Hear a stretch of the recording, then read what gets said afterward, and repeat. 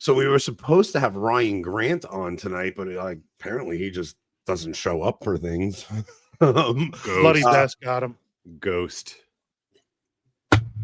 I apologize. Okay, so Ryan wanted to get on to discuss the English Reformation. We talked about it for 2 weeks. Oh, perfect. Oh, here's Ryan. It's about time. Punctual. Very, very punctual, Ryan. We are on air. Definitely late. Yeah, we're on air. I'm letting you know. I can't say offensive words. I mean, feel free, but okay. So two things before we get started, though. One is my brother. For anybody that watched our last episode, we did a fundraiser for my brother. We raised $21,000 to get my brother a new oil burner. And there should be plenty of money left over to get him a car. I went and told him about it Friday after work. I was going to record it, but I just felt like recording it, especially to post on social media. Something felt so wrong about it, and I wanted to allow my brother to just react without having a camera in his face or anything. It was a pretty emotional thing, and I was just so happy to do this for my brother. They went today and started the project. It should be done by Thursday, Friday, the latest. That's awesome. All I can tell you is the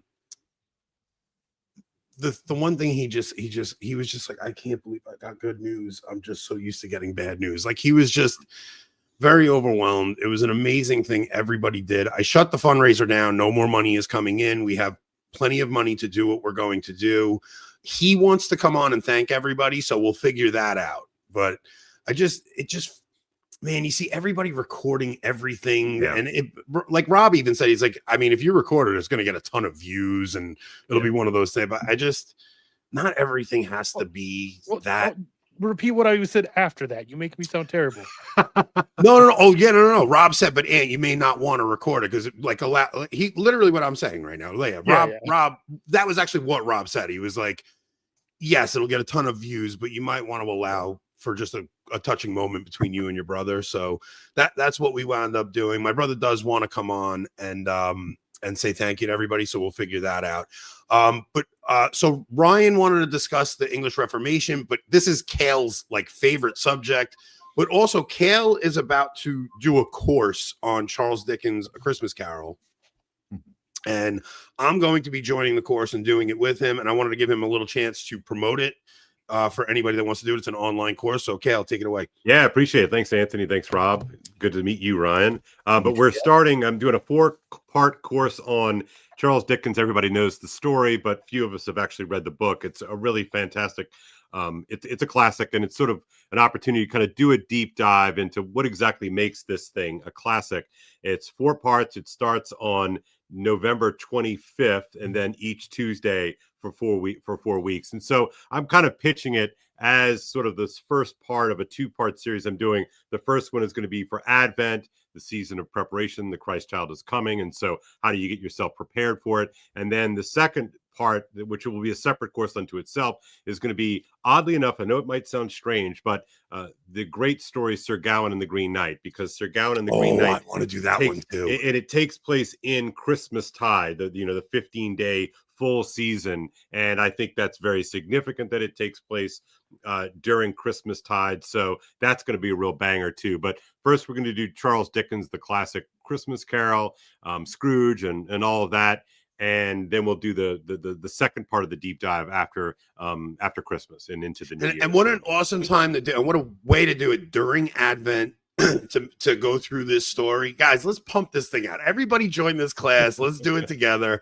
I'm excited for it. He just did Dante. How did that class go? It was great, man. So I kind of just did it on a whim because I'm kind of sitting around like, all right, I got to do something, and put it out there. And my sort of what I was thinking is like, honestly, if I could just get 10 people to sign up at like $100, you know what I mean? Like, it'll be a nice sort of thing. Anyway, so I did it. I got my 10 within about a week. And then the second week I had 20 and 34. I got up to 60 people signed up for the class. It was awesome. It was a great time. That is so great. Yeah. So I did that one in 6 blocks because it's a longer book.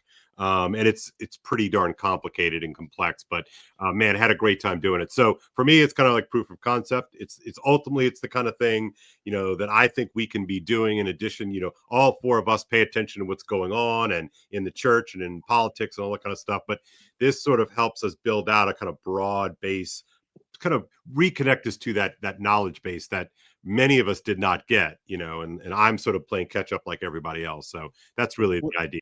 Touching on some of the classics. Where and how do we sign up? Yeah, so I guess I could put a link on here, and I could put the link in the chat. Does that work, Rob? Yeah, then I'll put it in the description. Yeah.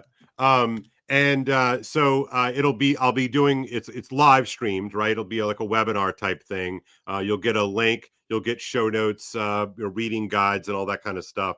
And then but if you can't show up, like on a Tuesday night, you've got something going on. Everybody who signs up for the course has rights. You get the recordings right away, so you can kind of watch it on your own time. But there really is something, if you can make it during the live sessions, it's where I feel it. It's a good jam. So wait, you're doing it on Tuesday nights? Yeah, is that bad? Yeah, we might have to shift our show for Advent because I want to be in that class. So we'll figure that out. No, but that's why I didn't do Dante, because it was on Tuesday nights, I think. Now, yeah, it partly. Sorry, I apologize about the conflict, but I work at a boarding school, so my schedule is pretty darn tight. I put the link in the description, Rob. I don't know if you got that, but not the link in the description, in the notes in the chat. But again, that's only your notes. Oh. What You'd does have to that do mean? it in private chat or in comments. Oh, okay. I'll do it in private chat. I'll send it to you, and then you can do it. But like I said, you'll have access to the recordings. You'll get, I'll give you reading guides and all that kind of stuff, and it should be great. It's a good time. And the chat, I gotta say, the chat during the Dante classes was kind of distracting for me because I kept looking at Joshua Charles. Great. Yeah. yes. That's exactly right. I know. At a certain point, I had to just block it out because I had to get through the cantos, But I was going to say the Dickens thing. It's like everybody knows this story, but man, there's something about reading a story like that and kind of getting into the nitty gritty of the language. Of course, it's written in English. It's Victorian, so there's a little bit of it's a little bit difficult at first, but you get into it really quickly and you really see why this story is enduring. It's just really good stuff. Okay. So, Ryan, you had reached out. This is like your I don't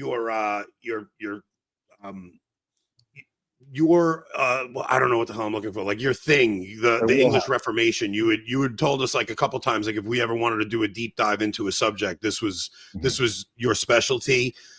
In preparation for this, the rest is history. Tom Holland's podcast, they did like a 4-part series on the Tudors. In tandem, actually, the same subject. Yeah, so I watched all 4 of those yesterday to try to catch a little bit of, so I could add something to the discussion. But I'm going to imagine you and Kale are going to take Rob and I on a bit of a journey because Kale loves this time period as well. Now. I'm going to leave it to you guys where you think we should start off on this subject. Should we start with Henry VIII, or should you have a different point where you'd want to jump off? Well, actually, I've got an image below Rob, and if you want to put it up, I just added it. So this is Henry VIII's will. And so at his death, so Henry VIII, of course, had broken from Rome to get a son.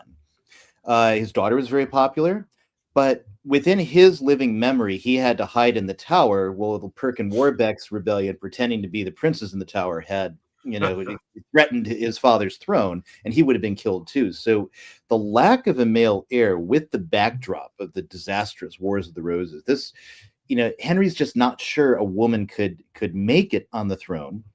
And then, then add on the dynastic situation.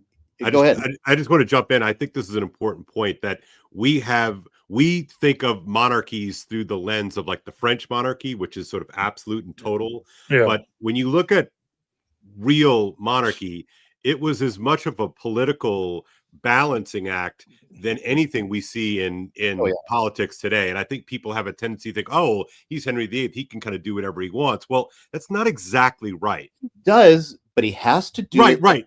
Very certain way, and he always does it with Parliament, using Parliament. He learns this from his father. His father had done largely the same thing. He had controlled parliaments. He had stacked parliaments when he needed to, much against the Yorkist aristocracy, who very much hated him. Yes. And of course, Henry has a very weak claim to the throne, Henry Tudor, because they descend from the Beaufort line. The Beauforts are descended from John of Gaunt, just as the legitimate lines of the aristocracy did, but through his mistress, Catherine Swynford, who was the au pair who then later became wife after a few illegitimate children. So the bastard children from that marriage, they get legitimized in the Beaufort line. Beaufort's marry, Margaret Beaufort marries Owen Tudor. He dies just before she gives birth to Henry Tudor. So the idea that he would ever get to the throne, it's ridiculous. Yeah. Except for the final end of the Wars of the Roses, which when they seem to have ended, right, in the Yorkist house and everything. So, and that could be a show in itself. But needless to say that the Tudor line is weak. When Mary marries Philip, for example, Philip II of Spain, he's not Philip II of Spain yet, he has a greater claim to the throne legitimately than either Mary or Elizabeth. Which is why they were so worried about him. They thought like England would then just become Spain, right? Like, right. We'll get to that. There's more dynamics in that particular arrangement, but so ultimately, the Tudor line is weak, and so Henry, of course, he breaks from Rome to marry Anne Boleyn. That doesn't actually turn out to work for him, and the general scuttlebutt in the late 1520s is Anne is a witch and she's cast a spell on Henry. By about 1535, Henry starts to believe it. Maybe she is a witch. They fall out very badly. Anne does not transition from mistress to queen. And on top of that, she miscarried with twin sons. The only thing she had produced was Elizabeth. So she, again, like Catherine, she fails at royal baby maker, which is essentially what a queen is supposed to be. Mm-hmm. She didn't give him that legitimacy. So falls out badly. And then there's a confluence of things that lead to Anne Boleyn's fall.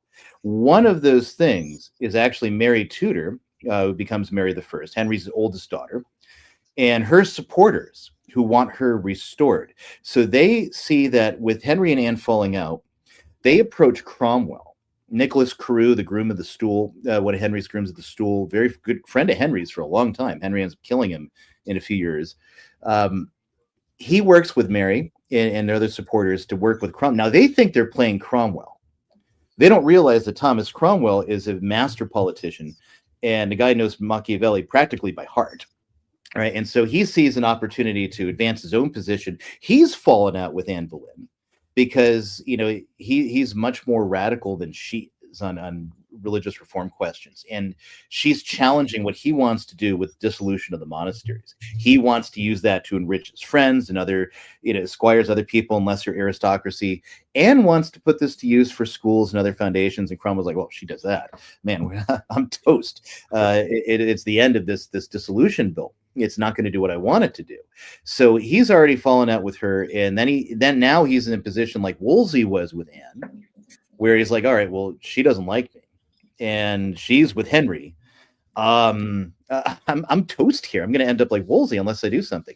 Enter, Mary Tudor's supporters, Nicholas Carew, Margaret, Brad. Well, you're also flying over little details that are probably a little bit important, like Wolsey. Wolsey is that's kind of in the background from where we're at. Well, we can get into Wolsey because Wolsey now, he was the son of an Ipswich innkeepers, usually on the wrong side of the law. The records in Ipswich have been, show Wolsey's father being fined twice a year for keeping an unclean house. In other words, operating a brothel on the side.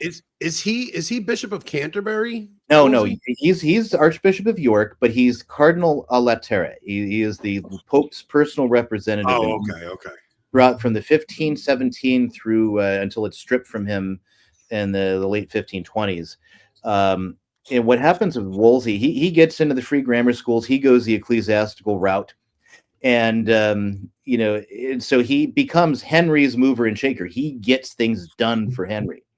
And that's why he maintains the position he has. He's able to banish factions from court by controlling who's at court and to keep, Henry's favorites out hunting or doing other things or ousting with knights in France or whatever. And he's able to control court. Anne Boleyn's arrival undoes his control of court, like the beginning. And on top of it, she hates Wolsey. And at the risk of it depends that we might never get to Mary and Elizabeth, I guess, if we want to get into more. No. I want to make sure we do get there, because I know my whole job tonight is to make sure Ryan doesn't go off on too crazy of tangents where nobody else can talk. But you literally just kind of asked him to go off on more tangents. No, I know Ryan now by this point. Like Ryan will. I actually purposely gone through my old PowerPoints to curate what I'm going to say. Well, the thing I want to lay out is, like, Henry is originally before he's while he's still looking for his divorce and he's still officially with Catherine of Aragon, he's writing a defense of the papacy, right? Like he receives the title Defender of the Faith against Luther. Like, and then even towards the end of Henry's life, like, he starts to revert back to his Catholicism. Like, he doesn't like how some of the reforms have gone. Yes and no. There's a mix in that. And I guess we could approach that. But in 1522, he had written his book, Tertio Septem Sacramentorum, where he defends the seven sacraments against the heresies of Martin Luther. And in the preamble, he writes this very powerful defense of papal authority. Now, Thomas More, I was to say, editor, and More looks over this in horror, and he says, "My liege, perhaps you should leave all this out, because Henry believed in what we believe about the papacy, but More did not. More had not read Lateran V's condemnation of conciliarism, so he was convinced that actually a council was above a church. It wasn't until working with Fisher on how to address heretics in England that he read that. He realized, wow, I've been wrong about this. Wow, that's interesting. I didn't know also, because Moore's not a great theologian, brilliant thinker, devout man, pious man. Right. Read in the fathers and everything, but he doesn't make theology his provenance in practice. He's law, obviously, and also philosophy and Greek. That's where his interests are. He lectures in Anglo-Norman French, formerly in the law schools, like at Furnival's Inn and whatnot. He's also sits as an under sheriff. He's a judge, and then as a privy councillor as well. His favorite pastime is Greek, not theology. So even though he's a brilliant writer, and so he followed Erasmus in this idea that the papacy was merely a human institution. So in the aftermath of Luther's reply to Henry, Fisher writes a letter because Henry can't acknowledge Luther's reply diplomatically, because as all these insults to Henry, and a king has to be seen as above this kind of childish and abusive language. So however much you might use it in private or whatever. So Fisher writes this outstanding treatise, which I actually didn't mean to do shameless plugs, but I do publish it. The only English translation's ever been done of it, The Defense of the Royal Assertion Against Martin Luther, which is on the Mediatrix Press website. It's very much in stock. I got lots of copies of it. Great book. He just shreds everything about Luther, 100%. So Fisher Moore takes an interest in Fisher. And previously they had only been vaguely aware of each other. And they start writing more as More is more concerned about the influx of heresy into England. Fisher's writing more works against Luther, and then as More is reading it, he realizes, wow, the fathers are absolutely clear that the papacy is the divinely constituted office. This is not just a human office. This is part of the divine constitution of the church, that there is a pope as a successor to St. Peter. And he reverts his whole position on that, and to the point where he is now ready to die for it in 1535, whereas Henry has utterly repudiated it. It's a complete reversal from a decade earlier. What Cale and I have talked about is because we were just talking in the green room about the stripping of the altars, reading that book. Yeah. And because I think a lot of people's idea of the Reformation is that it was a revolt of the people against the church, like a bottom-up revolt. And that book kind of sheds light on how this was the elites of the time basically just forcing this from the top down on everybody. It's Henry. It's very. I wrote an article about this that you can see at Pelican Plus. Actually, the Pelican Brief, they published it there, on the nature of the English Reformation, and I argued in there by the fact that this is very much Henry's personal initiative. Henry is the one who is put. There might be people in place that are Protestant, frankly, like Cranmer will be seen to be that. He's not seen to be that directly, at least publicly, in 1527. Cromwell also leans to that opinion. What Protestant means is still it's actually a political term to German princes, both Catholic and Protestant, opposing Charles V and his centralizing policies in Germany. And the term doesn't get applied more widely until the Schmalkaldic League. And then even then, what is a Protestant? The dividing lines aren't really there in 1527. The notion of what that means gradually crystallizes over the next 20 years or so. So the result is that Henry is pushing his own initiative to get what he wants. And that's the entire Reformation. It has his personal stamp and character on it. And its nature, that's why English Protestantism is so different from Calvinism in Geneva, even though it takes a lot of Calvinist doctrine under Elizabeth. It's so different from Lutheranism or anything else, at least in its initial stages, because it keeps the corpse of the church like a Frankenstein monster with a new head on it in Henry's image. It's kind of like post-conciliar Catholicism. Oh, No, what's interesting is because I wanted Cale to come on, because there was a conversation between Cale and Paul Vanderklay where they were discussing this time period, and this time period cannot be just seen, like, you can't just look at this through the lens of England. What is going on in the wider world is extremely important. Like, the New World was just discovered. The printing press has been invented. There's like technological advances that have never been seen in the world before. You have in Munster this lunatic, the Anabaptists are starting their revolt. Like, there's so much going on during this time period that I'm pretty sure most of Europe thought the apocalypse was happening. I mean, it was end times fever is already on the docket, as it were, because you're back at Savonarola, and he's very much, infected with the Antichrist is nigh. Everything's going to end soon. And people have this all over Europe, and so Luther's arrival plays into this in two ways. Some people see Luther, and this is a sign we're in the end times. The formation of the Anabaptists. The end times are near, so hey, don't sow, don't, go in the fields. It ends up becoming this almost semi-Manichaean cult under van der Leyden at the end of it all.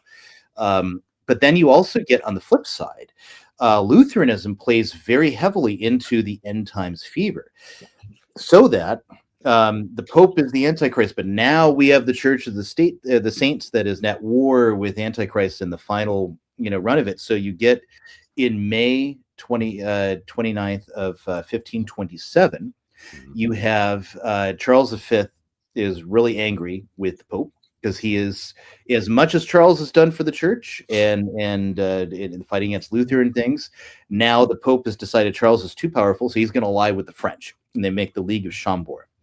So the Charles is really ticked off, so he decides to send an army within striking distance of Rome to basically say, hey, Pope, you done bad. And in the midst of it, he forgets to pay them. And whatever, because he's also putting down a revolt in Spain, the Colmenares revolt, right? So in the midst of all this, then the army is like, hey, where's their pay? And they get ticked off. And now it's made up of a lot of mercenaries, some of whom are Lutheran. They're called Landsknechts. And I think I talked about them another time, and I'm not going to, that's a tangent waiting to happen. Yeah, they got the stream kicked eventually. Oh yeah, that's right. Yeah, we did get into that. Yeah, so Wow. So some of the corps are Catholic, some of the Landsknecht corps are Lutheran. They run by their own rules and everything. So the Lutherans, they revolt, they mutiny. Their commanders can't get them back in order. One of the commanders, he's French, I can't remember his name off the top of my head. He decides to get together to organize them all and say, we're going to go to Rome. We'll make the Pope pay your wages. And they all say, yay. So and Rome wasn't really prepped for an attack. So they come in. Now, 2 weeks before this, there was a guy named Petroio, and he was like a weird mystic, would come in, give little prophecies and stuff. So he comes half naked and stands at the statue of St. Paul's outside the Vatican when the Pope Clement VII is processing in after Easter. And he says, Clement, thou man of Sodom, Rome will be destroyed in 14 days and a fortnight because of your sins. And they kind of laugh at him and ignore him. This guy's half naked. He looks mad. Exactly that amount of time, the Landsknechts come into the city and just completely devastated. And Rome was like the Renaissance capital of Italy at this time, because the popes have worked really hard to outpace Florence and make it the jewel of Renaissance Italy. They destroy everything, and they do things that would make the Nazis and the Soviets blush, actually, to be perfectly honest, without reaching all the horrors. You also see with some of the Pope's decisions with Charles V, and even the racking of his brain on how to handle the Henry VIII situation. It's like you see the Pope in these temporal matters, maybe erring in judgment on some things. And it's like, I think a lot of people have this idea that before the council, the popes were perfect or something. It's like we've had some messy popes who made some awful temporal decisions and done some really stupid things. Andrew said The Tudors is a great series to watch. I did watch all of The Tudors. I don't think you should watch it. I mean, if you like a certain drama with some poor quality acting in some places, I guess it's not. There's certain elements that they do try that you can tell they tried. They did Thomas More really well in that series. Yeah, they did Fisher horribly. Well, and I think they did the young Henry pretty well, because we tend to think of Henry as the big fat bloated guy with syphilis. Yeah, no, he was young. And he was an absolute unit of a man. I mean, he was big, he was strong, he was athletic, he was handsome, he was smart. I mean, he really was the full package. And you can really see why somebody like Thomas More, who was invested in his early education, really struggled, because he really thought that Henry was kind of the answer, So. Well, I mean, as it is at the beginning of Henry's reign, he actually writes a book. More, he's like starstruck. He writes a book, and it's actually put into illuminated manuscript. It's in the royal collection of Latin verses that he delivers to Henry when Henry's coronation procession winds around Cheapside, and he declares that after the Winter King, namely Henry's father, now with as the end of our slavery, now is the beginning of a golden age. That's what More says to hail Henry on his coronation procession. Well, that's also so when you get to Elizabeth, they call Elizabeth is the golden age and stuff like that. But I do want to touch on, we're going to jump ahead a little bit. Henry goes through Anne Boleyn, and then he goes through all his other wives. But Mary winds up getting put back into the line of succession. And when Mary takes the throne, the way the rest of history handled it, I thought was pretty good. They were saying Mary didn't really think that. Because like you said, the phrase "the Reformation" didn't even take hold yet. People just thought there were some things that were a little out of whack that needed to be tightened up, and so Mary gets in and she's trying to clean things up. Now she has this reputation of being Bloody Mary, but she really didn't even show up until the 1600s. That's an ad campaign. That's a post hoc ad campaign. To just make Catholicism look awful, but Mary really was a very merciful queen when she was in. I think they said that through the course of her entire reign, only 300 people were put to death. But as queen, your responsibility is to put down rebellions, and if people are trying to cause uprisings and things like that, you really have no choice but to keep those in check. Otherwise, people will constantly be checking. Mary and Elizabeth are not any different, or even for that matter, Edward, to a certain extent. A little more caprice with Edward, but with Mary and Elizabeth, both, the way they deal with rebellion is basically the same, because Protestant, you got Wyatt's rebellion. So right away when Mary ascends as queen, and the announcement that she's going to marry Philip of Spain, you have a reaction amongst the very committed Protestants that this is bad. We need to revolt against this. And so you have Thomas Wyatt revolts. He's a soldier. He's a landed gentry. His father actually was a court poet, composed a great poet, very good poet. So Thomas Wyatt starts a rebellion, and it's supposed to kick off in various counties. A lot of them get stopped before they happened, but he actually has a strong contingent of troops. Now, everybody sells Mary short at every stage of her accession. So even when they had intruded Lady Jane Grey in to try to stop Mary from taking the throne, the imperial ambassador Simon Renard doesn't think she has a chance. He thinks it's done. It turns out to be quite false. The French don't think she has any chance of getting the throne, and it actually goes exactly the other way. Wyatt's rebellion is the same thing. Simon Renard writes to the Emperor Charles V. He says, there's no way she's going to survive this. And he's already packing up the state papers to get him out of London.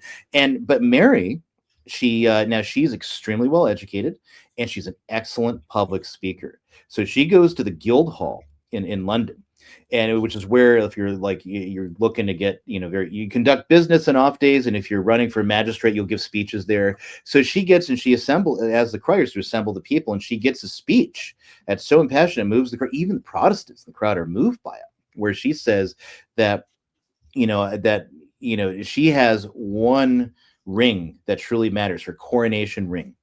And by that, she is married to her people. Wow. And that they always, are first in her affections. I should have pulled that up. It's a great speech to read.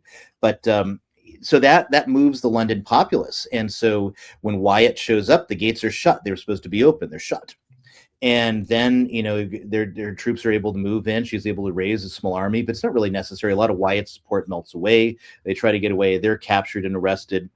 And so that's dissipated. But this tells Mary that she needs to focus on where is this rebellion coming from? Well, from Protestantism, not just from people in the country, but the people who we kind of let go out, because we basically showed them the door if they didn't want to be here, the Marian exiles. And they set up in Switzerland. So like if you've ever seen like the Geneva Bible, for example, that comes from Protestants who left England under Queen Mary and went to Geneva and translated the Bible over there.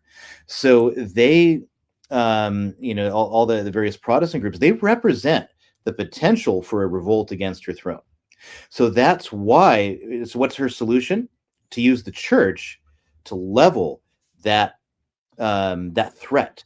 So and with the return of Catholicism, there's the return of the heresy laws. And so that's the vehicle that she chooses. Now, interestingly, there were two critics of this.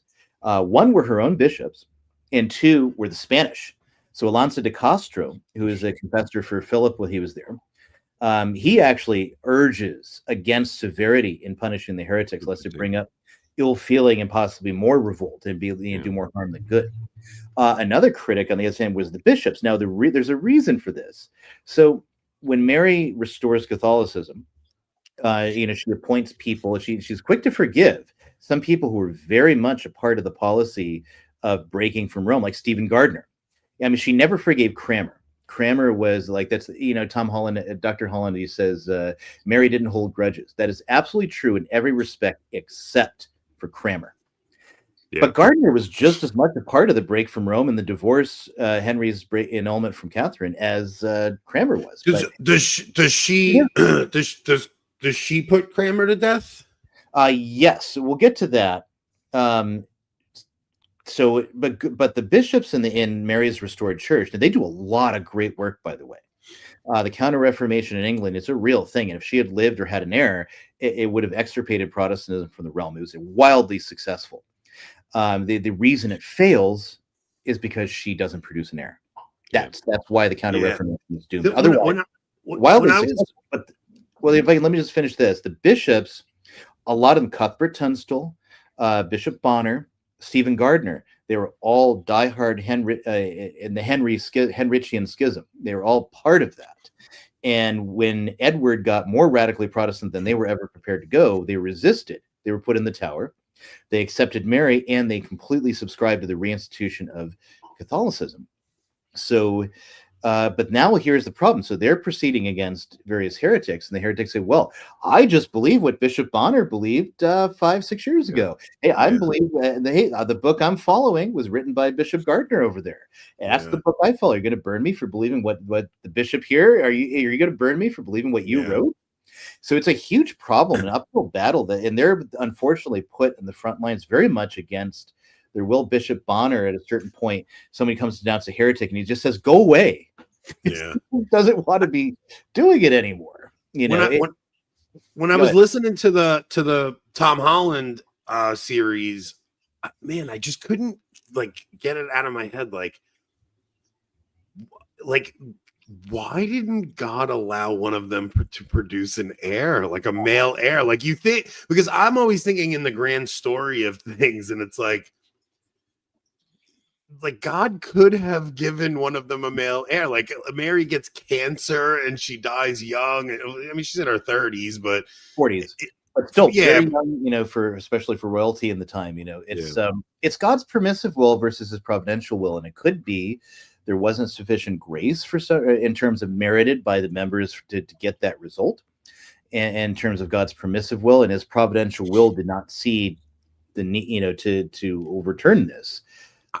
It could be other way. It could be it's part of his plan. That's how I'm seeing it. Like, I'm looking at it like this is actually how God works through history by allowing things like this to happen, and it kind of leads to the dissolution of all of Christendom, because you lose England, and that puts all these really difficult marriages. Like, now you can no longer marry like a princess from France anymore, or it really puts all this strain on how Europe even interacts with each other because of these individual countries leaving Catholicism. Now you can't have these strong alliances like you once did, where you would marry your daughter to this prince, and you would have families coming together to keep the line of succession going. And you look at Mary's marriage to Philip.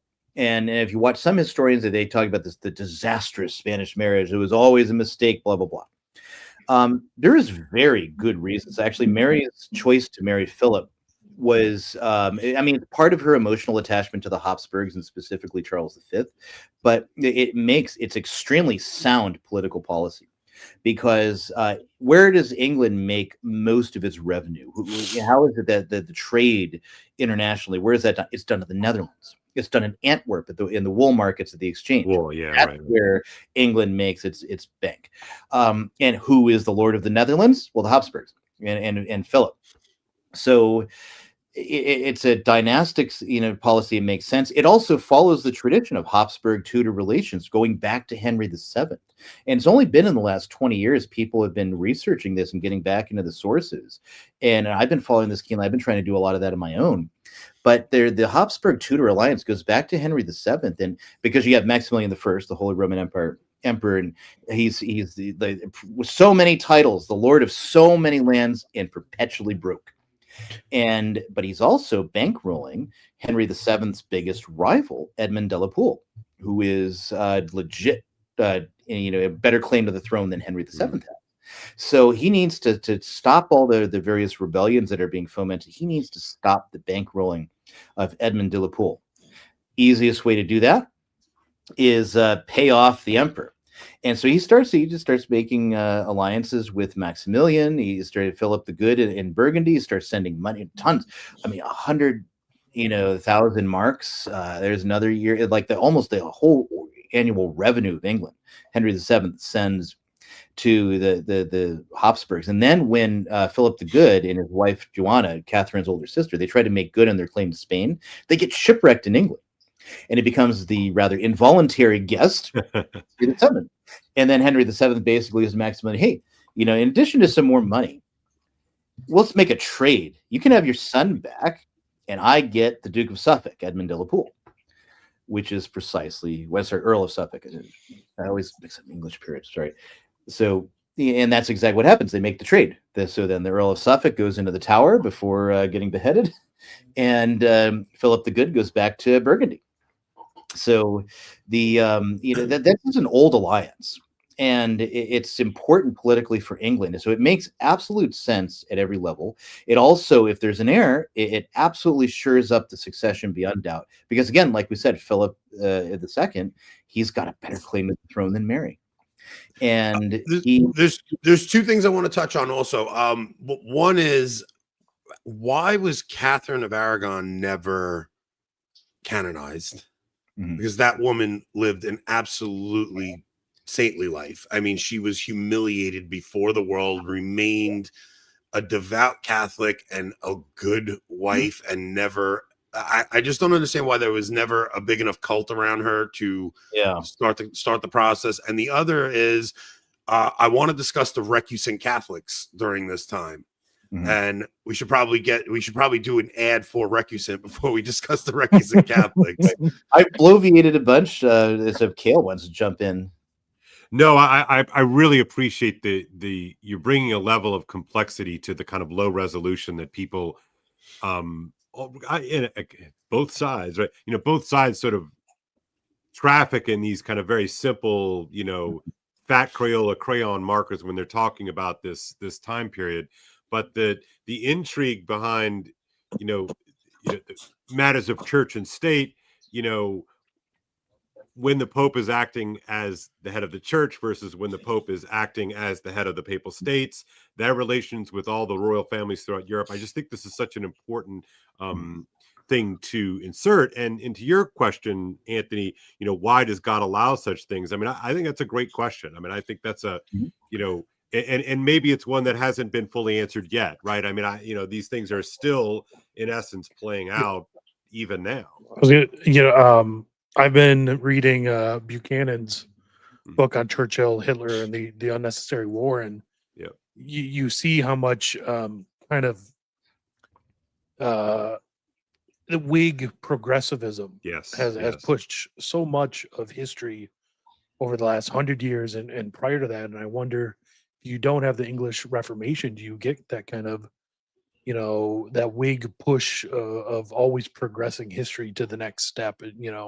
Well, you can really see, Rob, why they believe their own hype in that regard. I mean, like England really does propel itself, into world domination, and all those ancestors that helped Henry do his thing, through the establishment of himself as the head of the Church of England, they were paid for handsomely by his largesse, and those guys went on to conquer the world. And so you could imagine sort of thinking like, hey, I think we're on the right side of history, right? I mean, we make those kind of jokes all the time when we hear somebody like Obama say it, and sort of the left progressive element in our own country. But this notion of a right side of history is fueled by, and it's hard, their success. I mean, they were incredibly successful. And a Armada, he defeated the greatest empire of the world. Yep. Right. We'll talk about that a little bit later. An act of God, right? I mean, like that's the way that they saw these things, and it's hard not, it would be very hard to resist the temptation to grab providence under your own hand, right? In that regard. Yeah. No, absolutely 100%. And I would just one more thing. I take a group of students to England every year. We go primarily to Oxford, and what's amazing to me as an American and as a Catholic, you go there, and the Reformation is just still, it's the big elephant in the room. Everywhere you go, every church, every function, every building, everything, it's empire, this like radical fusion of church and state. Amazing too how it developed. So you look at St. Paul's and you see Union Jacks, you've got statues to secular poets. Can't have a statue of a saint, but you've got statues to secular poets. Lord Nelson is buried in the crypt, and actually in the sarcophagus that was meant for Henry VIII. That's funny. And there's a story behind that too. So you've got all of these things, and it becomes just this bigger and bigger tent, secular, and even the Act of Union, 1714. Scotland is a Presbyterian country; it is not an Anglican country. So what do? For the Act of Union, the Scottish Presbyterian Church is the official Church of Scotland, still is. And then when the monarch goes to Scotland, he changes religion. He becomes a Presbyterian as long as he is in Scotland. And then when he goes back to England, he goes back to being an Anglican, or she. Amazing. And that's how they solve the disparities of the two countries. It's a strange, mix, but again, it is the national destiny of England, especially as Englishmen, you at least used to learn it. I mean, I guess now it's Islam is the national destiny, but anyway. No, that's interesting. So they can't have statues to saints, but they can have statues to secular figures. Wordsworth. Who else is in there? Well, I mean, you go into in the crypt. Yeah, I mean, go into Westminster Abbey, and you'll really see this. That's like poor Saint Edward the Confessor is sort of in prison behind the altar. This beautiful, amazing shrine to him, but it's essentially an occupied building. And I say this as like I'm kind of weird because I'm kind of an Anglophile. Like, I mean, I kind of dig the whole UK thing, but it's hard to go into that building and not see it as, well, it's kind of like the Hagia Sophia in an interesting sort of way, right? It's an occupied, stolen valor or something like that. Well, you see that culture gets transferred to the U.S. to America because it's the English that colonize here, right? Mm-hmm. So you see these secular monuments to past presidents. We have Mount Rushmore. You have the Lincoln Memorial. You have all these things, and because statues really are such an important part of culture. It's why you see we still have Roman statues from the times before Christianity hits. We still have these Greek statues.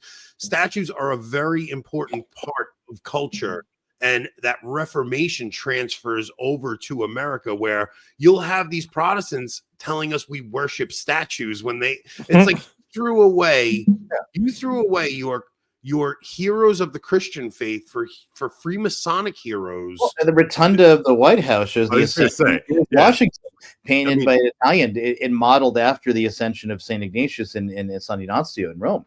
They actually, Protestants who would never assent to the Assumption of the Blessed Virgin Mary, paint on the roof of the rotunda this painting of the ascension of George Washington in heaven. It's like if like a proper country, we would have a statue of Our Lady instead of the Statue of Liberty, right? So they'll tell us we're worshiping a statue when we're praying next to a statue of Our Lady, but they literally put a pagan goddess in the New York harbor. Like a pagan goddess is what. That last comment, in fairness to John Knox, he would have torn down a statue to him as well. He would not have consented to a statue of him, just to be fair to John Knox. Well, I've said they did it with Charlie Kirk. Like they basically canonized Charlie Kirk overnight when he passed. Right? I've seen pictures of Protestants praying at a statue of Billy Graham. It's like you guys just don't, because Catholicism is so intuitive. Right. Right. Like what we did was so intuitive to, we replaced the pagan gods with the saints. The saints then became the governing authorities over these different areas where there would have been some pagan god that was worshipped, and then we bring the relics of the saint in. The pagan god gets pushed out. Now that saint is the governing spirit of that area. Yeah, Venice is a perfect example of this, right? Mm-hmm. That is a banger story, by the way. The bones of Saint Mark and the theft of the bones of the theft of the bones of Saint Mark is just a great story. But I believe, now you might know this better than me, Ryan, I believe Venice was dedicated to Mars. It was one of the pagan gods specifically. I don't remember which one off the top of my head, but they had to sort of take Saint Mark as kind of like a replacement for that, like to crowd out the spirit of that pagan god and sort of establish St. Mark's Cathedral in the middle of Venice. It's really when you go to Florence, it's really strange when you go to Florence, because like every Catholic site I went to in Italy was dedicated to the saints, but then you go to Florence and you see how much money perverted them, and you have, similar to what it's like, you have statues to Machiavelli, and you have it's really strange what they do. But that's such a retrofit. I mean, that's an anachronism. It's more, you do see other things though in Florence, like the Medici, for example. You have, Cosimo il Vecchio, right? The Cosimo the Old. He's the founder of the Medici dynasty, or he's a banker. He's a usurer, and so he cannot actually, go to confession. He goes to Eugene IV, and he says, "Well, other people, they give you a painting, they put some nice altar in a hospital. What if I build you a whole monastery? I'm just going to give you a whole monastery." So San Marco in Florence, the Dominican monastery there, is then built, and Fra Angelico, it paints the life cycle of Saint Dominic in the cells. There's actually, everyone knows that Fra Angelico picture of the Annunciation, right? But where it sits, if you go to San Marco in Florence, you go up the stairs. When you first go up the stairs, you can see the Annunciation, and it looks like it's part of the monastery, because Fra Angelico was really good at its mathematical proportions. Wow. And by scale, the buildings look like it's another cortile in San Marco. And so it looks like, what's the idea? The goal is that realism that you're trying to approach with so much Renaissance painting, bring the visual mysteries into our lived space. It's what you're trying to do. So you look at, the Annunciation. It looks like it's happening in some wing of the monastery as you're going up the stairs. And then you get closer, and you see it as a painting. But its size and its scale, as you go up the stairs, it looks like the Annunciation is happening in some corner of the monastery. One of the most jarring things that we saw when you go to the Duomo in Florence, first off, nothing can prepare you for walking up on this building. Yeah, because you're going down some tiny little alleyway and you have no idea you're about to walk up on, and all of a sudden the thing's just there, and it's the most incredible cathedral you'll ever see in your life. It's just on the outside, you've never seen a building adorned like this, but there is, like, you have Our Lady on the Duomo below Machiavelli. Like, Machiavelli puts himself above Our Lady. It's such a weird sight to see, that you just see money, how it corrupts people, and I don't know. It was a very weird experience to go see. And then you go inside the Duomo, and it's the most bare, empty space you could go to. It's on the outside, you think you're going to walk into something incredible, and you walk in, it's just this bare, empty space. It's really strange. Yeah, I don't know the building to know when that happened, or if it was always that way. And so all right. So Recusancy Cellars, Rob. Recusancy Cellars. And then I want to talk about the Recusancy Catholic. Such a great great transition there, Ed. Well, Ryan didn't talk for like 3 seconds, so I figured I'd been jump in. I'm only teasing. Ryan knows I love him. Oh, Manischewitz. Sorry. Recusancy Cellars, use code BASED at checkout for 10% off in honor of Christ the King. I think we could get rid of the I need to change the banner, but we have to change that. So use code BASED at checkout for 10% off. Recusancy Cellars is a winery out in Washington. They're a beautiful Catholic family that has sponsored our show for quite some time now. We love them. If you guys can, show them some support. They also have fruit. They can deliver wine to most states, and they can, but I'm not sure which. Yeah, there's a few that can't, but I never knew that Recusancy Cellars was taken from Recusancy Catholics dealing with this time period. So we wanted to make sure we absolutely featured Recusancy Cellars during this show. But where does the name Recusancy Catholic come from? From the Latin word recusare, which means to refuse. So they refuse the act of uniformity, and I'll lay that out, what that is. So Elizabeth comes to the throne. Actually, this very day in 1558, a messenger came to Hatfield House, where Elizabeth was in residence, and it told her that Mary was dead. And then she says, the Lord has done it. It is marvelous in our sight. She quotes that from the Psalms. And then she goes on to the coronation. The country is still Catholic. The episcopy is still there. Cardinal Poole dies, shortly thereafter, who would have been a significant obstacle for her reimposition of Protestantism. But she makes it quickly known with the way things are going to go at Christmas. The Christmas Mass, she sends an instruction to the Bishop of London that he is not to elevate the host. So he tears it up and continues doing what he's going to do. So when Elizabeth sees that, then she walks out of the Chapel Royale during the Gloria in Excelsis and retires to her own chapel, where she says the litanies, the Protestant litanies, among which are Libera nos papatu, Antichristi, free us from the papacy, the Antichrist. Wow. And so that so it was pretty much known which way it was going to go, but it was still an impossible thing to some observers, because it has to go through the Lords. Now, I could go through a lot of Catholic lords, actually. The patriotism button. Yeah. Got to support the monarch. So people kind of fall in line. So one of the first things they do in 1559 at the first parliament is there's the renewal of the Act of Supremacy. Barely passes through, but it does. So it renews the Act of Royal Supremacy. With one change, though. Elizabeth does one thing. Instead of being the supreme head in her own person of the church, she calls herself the supreme governor of the Church of England.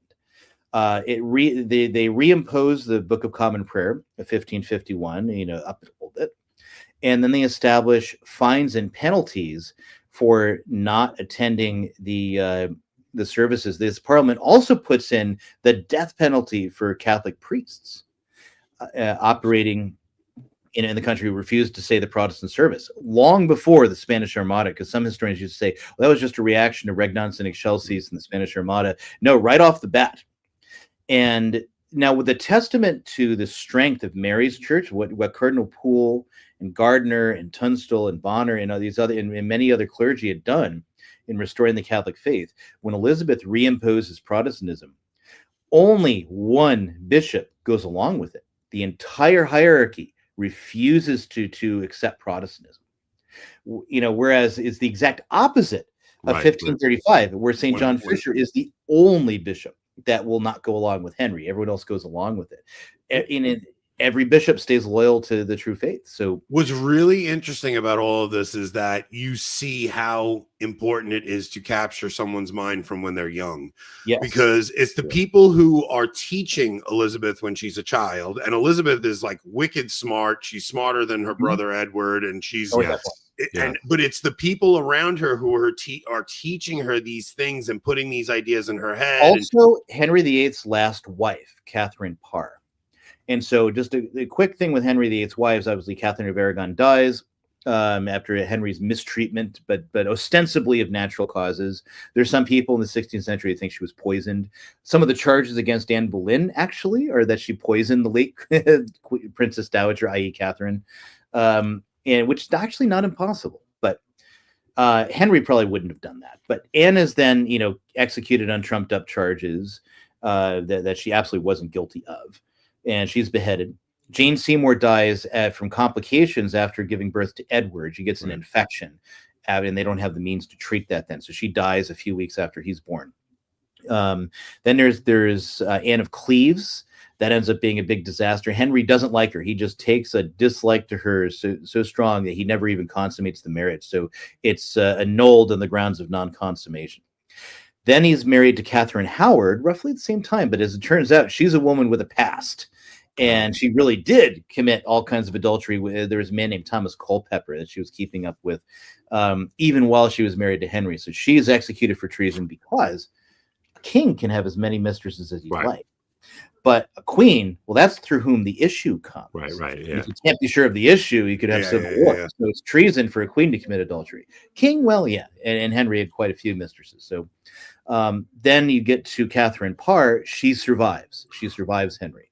She is very much of Protestant opinion. And so when Elizabeth chooses to stay with her after Henry's death. And, and of course, there's a definitely link with the Protestantism between the two. So anyway, so when Elizabeth and of course she's a Boleyn, right? I mean, and I think that it bears, you would imagine like Mary is loyal to her mother. You would see that Elizabeth would be loyal to the memory of her mother. Yes, no, she actually isn't. Believe it or not, it's one of this because Elizabeth, the trauma of her youth, growing up knowing that her mother was executed by the king. There's a pressure to never incur the king's displeasure, so to never mention her mother.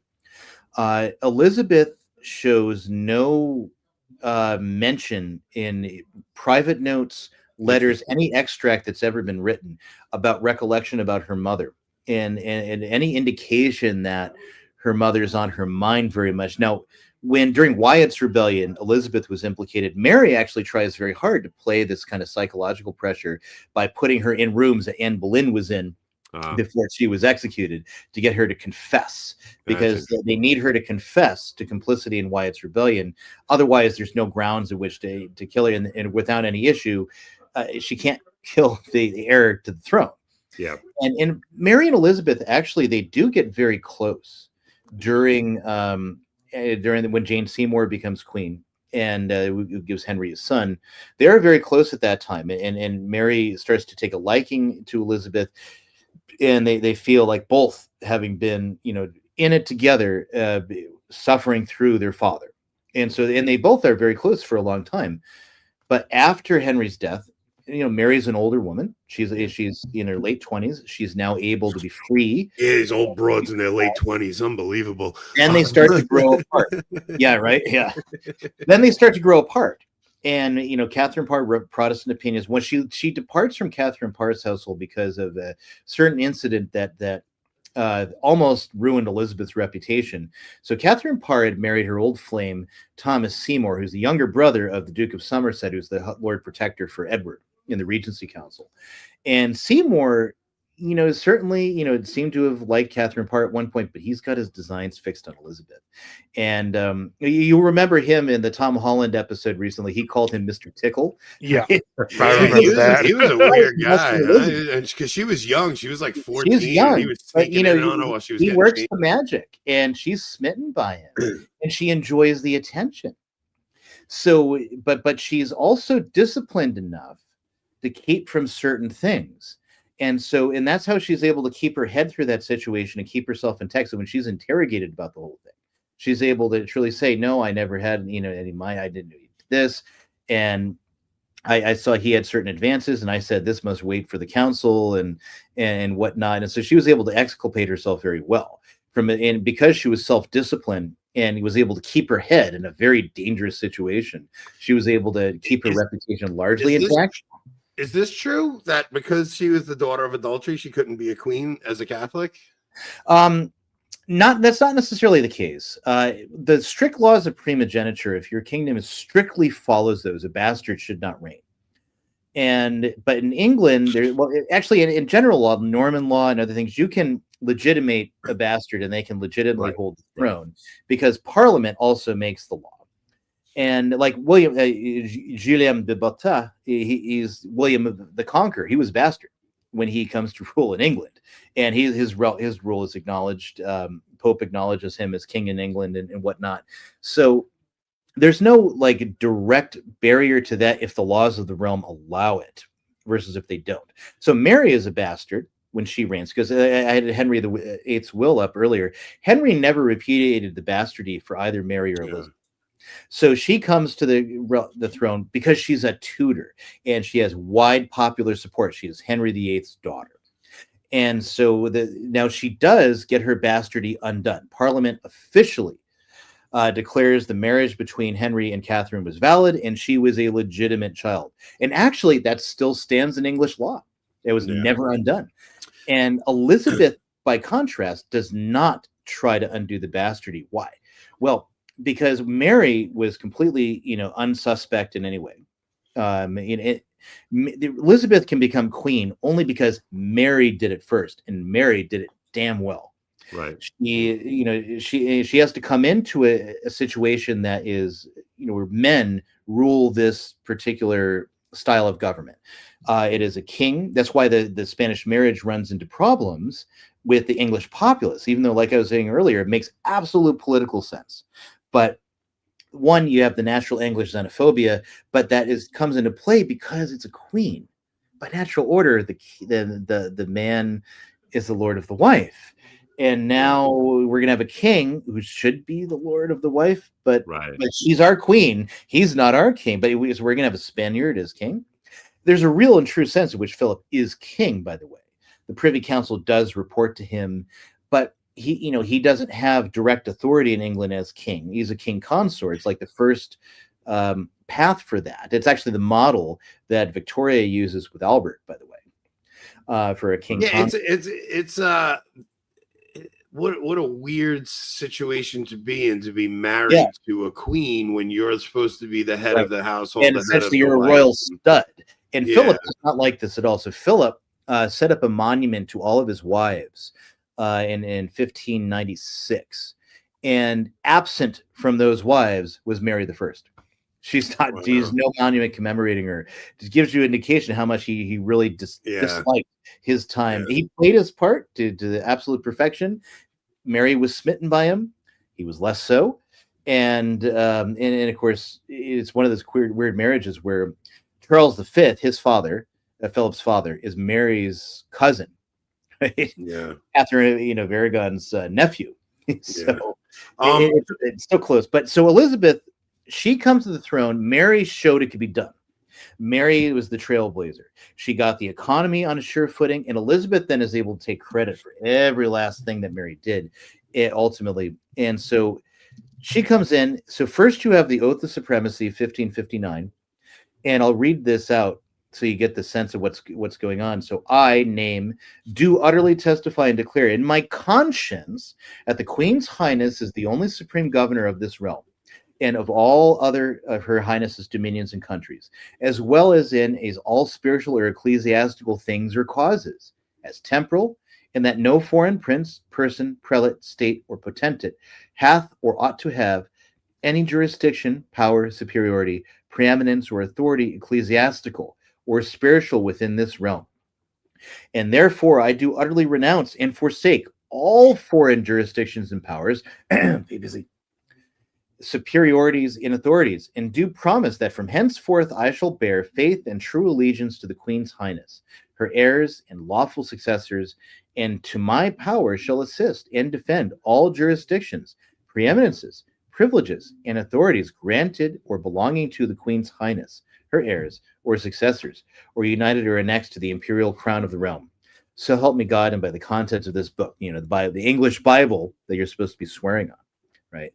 So anyone who would not swear this act, anyone who would not attend the Anglican service was called a recusant. Like I said, from recusare, which is to refuse. And then there was a fine of £5 that was placed. Well, the Religion Act of 1580 increased that to £20 for not attending the Anglican service. If you are an average laborer in England, you could hope to obtain between £3 and £7 a year for you. Wow. So they really enforce this upon the everyday English. Yes. And then because of resistance, and again, the Jesuits coming in the country, we'll get to that.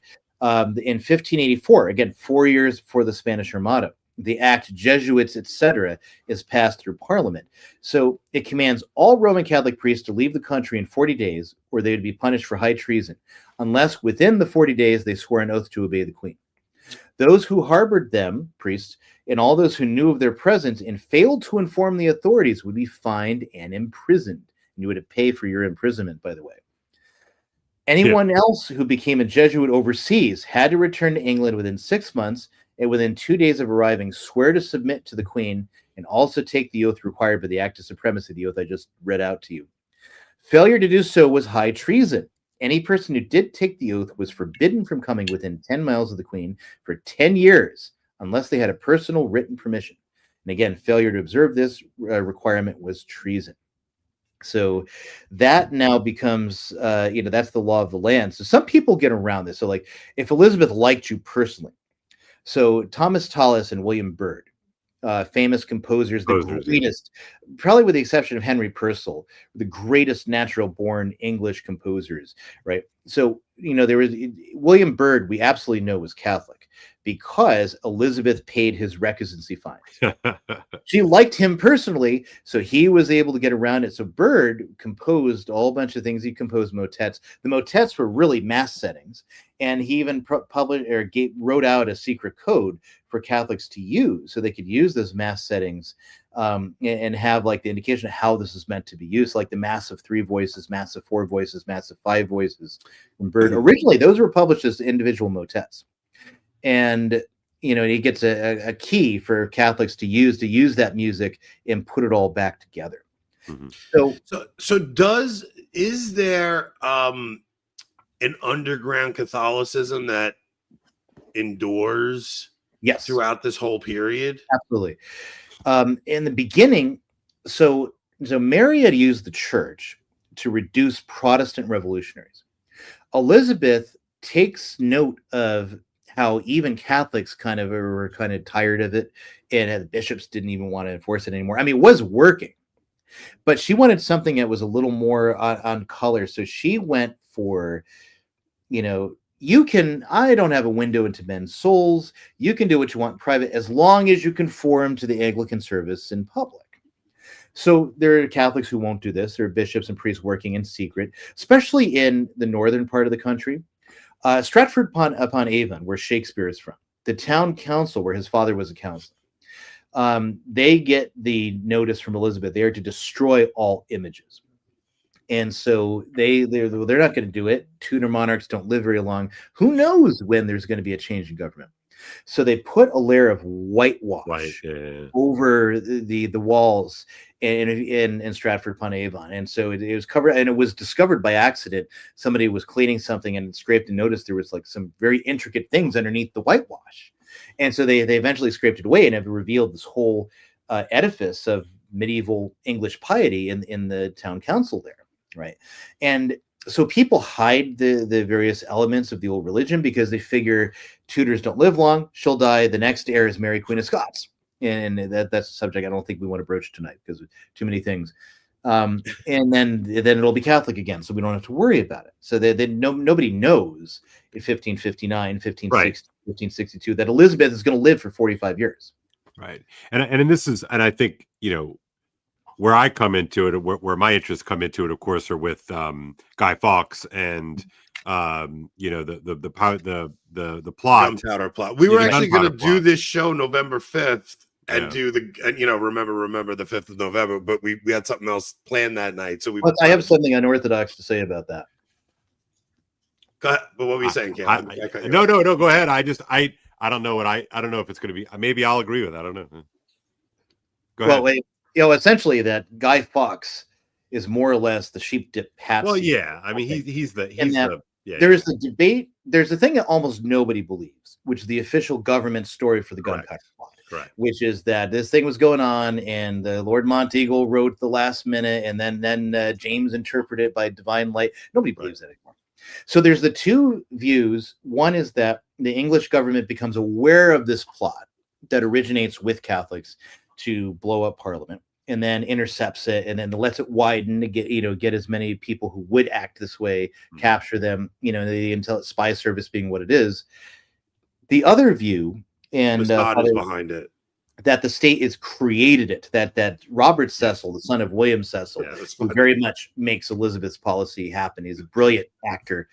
I haven't talked about him yet at all. Probably should, but Robert Cecil is great for creating. He learns from Walsingham all the tools of statecraft and spycraft, and he creates plots and squashes them. Shakespeare even has a reference to that. Yeah, I know. That's So and so the theory, I probably agree with you. So this theory that Father Francis Edward, who's a Jesuit, propounds from the State Archives. I mean, you go through his book's a little hard to read because it's bouncing around to different things, but when you track down what is the source, it's always an archival source. It's always a contemporary source. So it's not mere conspiracy theory postulated hundreds of years later. And this is also what people thought at the time, actually, in Rome and in other places, that the English state had created a conspiracy. It was just too good.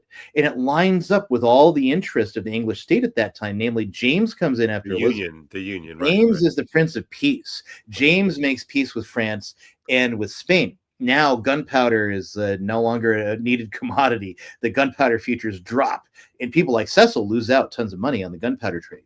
On top of that, Englishmen can now legally join the English regiment in Flanders, with the English regiment and the Spanish military. So there is now a corps of Englishmen that is now widening because you may join it to fight against the Protestant Dutch. And Cecil's looking at this with horror. The English regiment was already a concern under Elizabeth, but now it's a bigger concern because you can legally join it now that James has made peace with Spain. And because they're fighting in the 80 Years' War against the Dutch, the Protestant Dutch, right? And so Catholics joining their fellow English Catholics in the Spanish army. You got a trained group of Catholic Englishmen, trained, hardened soldiers with foreign backing, possibly, that could overturn the king. And again, I mentioned earlier, Philip II has a better claim to the throne than even the Tudors do. Same thing's true of the Spanish Infanta at that time. So Catholics have their alternative candidate. And once how many years? Like what year is the gunpowder plot? 1605. Five. Yeah. Oh, so it's a good 70 years after Henry VIII. Well, because remember, Elizabeth's reign is so long, right? Yeah. That So 1558 to 1603, Elizabeth's reign. So she reigns a very long time. Much longer than anyone thought she would. The final plot of her reign is the Essex plot, right? And so the Earl of Essex, we were talking earlier about Golden Age stuff. The Elizabethan period is a golden age from about 1560 or so to about 1585. If you are in a certain class, a certain middle class of aristocracy, or even the higher classes, or you're in the position to benefit very widely from increased trade and other, or you are like Francis Drake, you're a pirate that now has a legalized letter of marque to go after Spanish shipping. You make bank.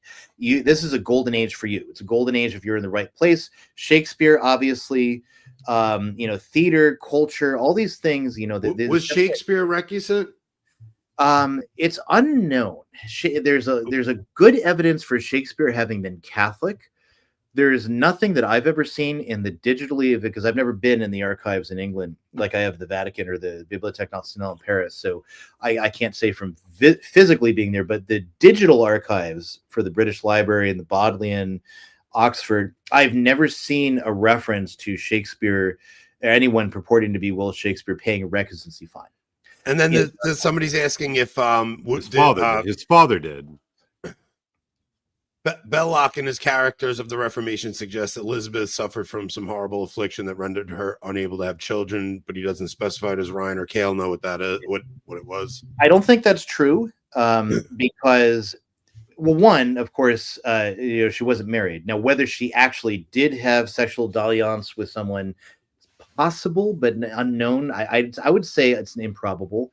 Because I have two things to ask you on that, Ryan. I mean, for me, one of the enduring, if you can look at Elizabeth's refusal to take a husband and to produce an heir, a couple of different ways, right? On the one hand, man, if you're English, like, it would have been so great, right, if Elizabeth had an heir. But you could also look at that as a really canny move on her part, that what that does in essence is that it provides that extension of her reign. She winds up living for a really long time. That gives her an ample amount of time to erect the police state necessary, and really one of probably the world's first true police states. Oh, it absolutely was in place in order to solidify her Reformation, because she had, there are many, but she had one of them. But I do wonder, it's a little bit of a mystery to me why she refused. Again, it's easy for us to kind of look back and say, oh, well, it was actually a good idea for her not to do this, but put it just like in her place. Right. You think she was terrified to get pregnant after seeing two of the queens die after childbirth? No, I don't think so. It was more of a matter of statecraft. One, her heart was to Robert Dudley, and her father, William Dudley, was executed under Mary, and they were both in the Tower as part of Wyatt's rebellion, suspected, both with the threat of death hanging over them. They became very, very close and remained very close. And so when she became queen, she made Robert Dudley the groom of the stool, which put him in contact. He could physically touch the queen. Master of the horse, right? Right. They were very close. And William Cecil despaired of this because Dudley was a rake and an adventurer, but he had the masculine charms. And Elizabeth was definitely smitten by him. Yeah. But Elizabeth also, because she had learned, she was very politically savvy, and she was definitely self-governed and disciplined, just like Mary was. Yeah. In a way that Mary, Queen of Scots, was not. And we'll get to her in a second, because this also solidifies Elizabeth's opinion on this. So she dangles out marriage, but the problem, like marriage, to be politically expedient, means marriage with a Catholic power.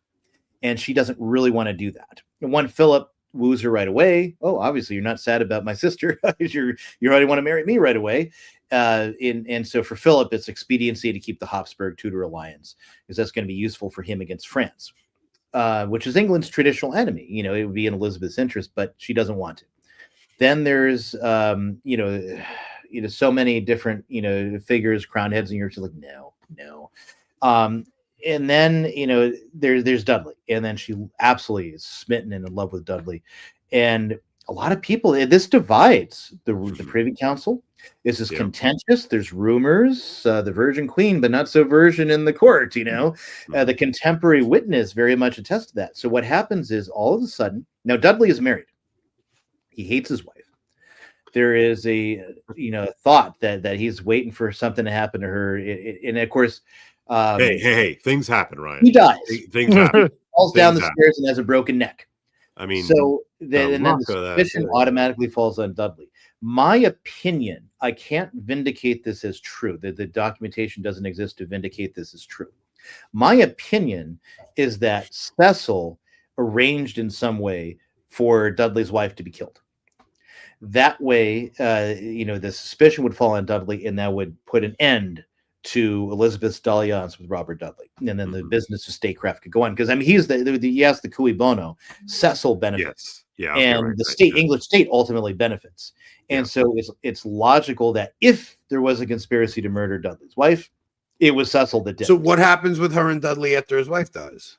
So he has to depart from court. Even though there's a coroner's jury rules it an accident, but the gossip is going like 100 miles a second. Brr. So he is, gossip go brr. Yeah. And so Dudley has to depart from court. He does so for about 2-3 years. Elizabeth and he do see each other. It's not until Elizabeth comes down with smallpox and nearly dies in 1661 that she's able to, when she recovers, she tells Cecil that she needs to make arrangements to appoint a Lord High Protector in case she should die, since she has no issue. And Cecil absolutely draws everything up. Then Elizabeth does her little coup where she turns around and she names Robert Dudley the Lord High Protector if she should die. So Dudley's back in court, but it's not the same. It can't be the same. They don't have the same proximity. And they drift, and eventually Dudley leaves court and he gets married to someone else. And so that's kind of where it goes. There is another occasion where Elizabeth entertains this marriage proposal from the Duke of Anjou. And they'd been briefly betrothed when she was much younger. But now, he's an adventurer. He is too young in the French royal family to ever have any hopes of gaining the throne. Of course, he couldn't foresee how the French wars of religion would go, that eventually Henry III would die with no heir. So, but anyway, he woos Elizabeth very strongly, and Elizabeth needs, aid in fighting the war in the Netherlands against the Spanish, because Elizabeth belongs to the same King's Club that Philip does. She can't directly aid the rebels in Holland against the Spanish, but she can do so indirectly and discreetly. So you got plausible deniability, as it were. And so she needs more support for this. And so that's why she entertains the Duke of Anjou, and she's actually smitten by him. But again, she always comes back to what happened to Mary Queen of Scots. Mary Queen of Scots, brilliant woman, but she's not as self-governed as either Mary or Elizabeth were. And so she's brought to France during when Henry VIII does the rough wooing, as it's called. He wants to put Scotland firmly in his control, and so want to obtain the heir to the throne and marry her off to some noble in England. Well, that doesn't work out. She gets to France. She's married to the Dauphin Francois II. He dies, and now she's the Queen Dowager of France. So she returns to Scotland and then takes up role in Scotland. She's very determined. She's very much in control, but she's got her eyes set at another prize, because she knows she has a better claim to the throne than Elizabeth, coming from Mary Tudor, Henry's sister. And not Mary Tudor, Margaret Tudor, sorry. And so she has this better claim to the throne than the Tudors do. And then Elizabeth does, because Elizabeth, descending from her bastardy and everything, has been undone. Here's a legitimate heir coming from Henry VII. It's like, and then so what she does is she marries Lord Darnley, who also is descended from Henry VII. And now their son is going to have a very strong claim to the throne. All seems to be going swimmingly for Mary, except Darnley turns out to be the worst possible dodgy character you could imagine. He's a drunk. He's a psychopath. He's horrible. And I would recommend actually going to The Rest is History for the whole bit on Mary Queen of Scots that they do, because they cover in so much detail. I'm not going to even broach it here. She's accused of the murder of her husband. I actually legitimately think that Jean-Guy and Tom Holland are correct that she had nothing to do with that. But either way, then there's a weird sequence of events. There's revolt against her. The Earl of Bothwell, who had been one of her supporters, John Hepburn, he abducts her to her castle, rapes her, and then they're married in a month later. It's like, what the hell's going on? and then it goes from bad to worse for Mary, and then more war against her, and she gets imprisoned. So, and her son's taken away from her. And so Elizabeth sees all these things going on. Now, some of these machinations Cecil is causing, but just the same, Elizabeth's like, it just confirms her earlier decision not to marry. Mm-hmm. So Elizabeth was actually, and Mary Tudor, both were better actors than Mary Queen of Scots. They understood what was necessary in their kingdom. So because Mary Queen of Scots has a tolerance policy with Protestantism in Scotland. She tries to play a bigger game than she's capable of managing, and both Mary the Tudor and Elizabeth are far better self-governed, and the result being, like Mary's policy would have worked except for the succession, the children that didn't come, and then Elizabeth, she's able to hold on long enough to get her policy so that she comes to the throne where England is 80 to 90% Catholic, and at her death it's about 80% Protestant.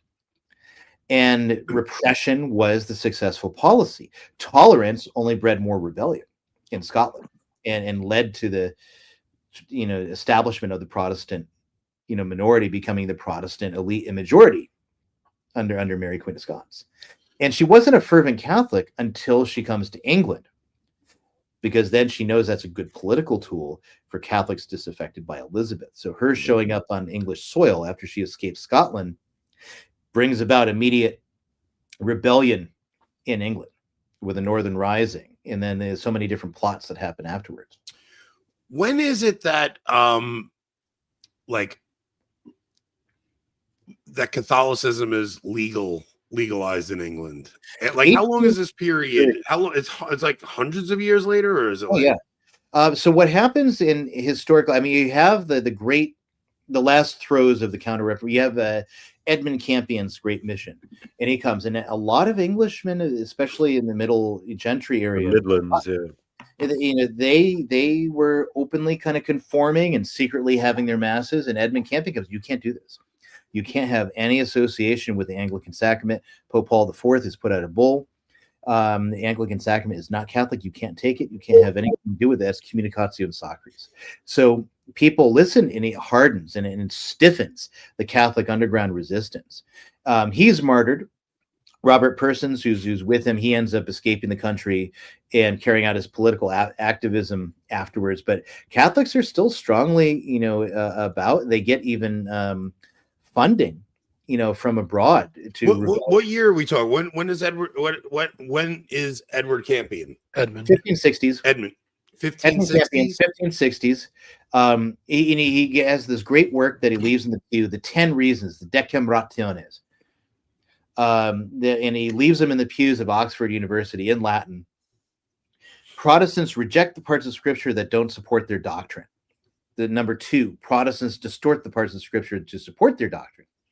Protestants have a weak notion of the church. Point number 4, Protestants should accept Catholic teaching on the Mass, communion of the saints, and the authority of the Pope. The 5th point, he argues, the fathers of the church don't support Protestant views of the church, the Eucharist, the communion of the saints, the authority of the Pope, etc. They support Catholic views. Number 6, Protestants ignore the authority of the fathers of the church, even the apostolic fathers, since they can't find the support for their doctrine in their lives and works. Number 7, he basically says to be deep in history is to cease to be Protestant. The point of the Decem Rationes is that church history does not support Protestant doctrine or on the sacraments or the priesthood. At point 8, bad Protestant mottos like good works are mortal sins. He argues all the worst things from Luther and others. 9, weakness of Protestant arguments. Being against clerical celibacy because marriage is good, right? He just shows the sophisms in there. And his 10th, his final argument, Catholicism is the true Christian religion, the church founded by Jesus Christ on St. Peter and the apostles. And for 1500 years, everyone agreed this is true until Henry. So what are you going to, which side are you going to support? And this is also the tenor of his preaching to people who had been on the fence. So, he's eventually captured. So interesting. My priest on Sunday read in his homily,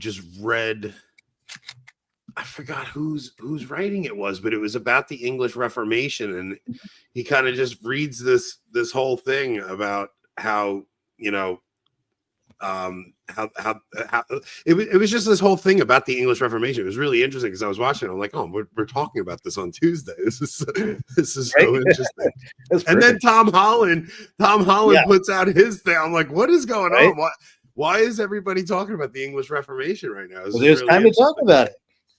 So the Edmund can't be in his course martyred, but this really, it brings a lot of people off fence sitting into being fervent Catholics.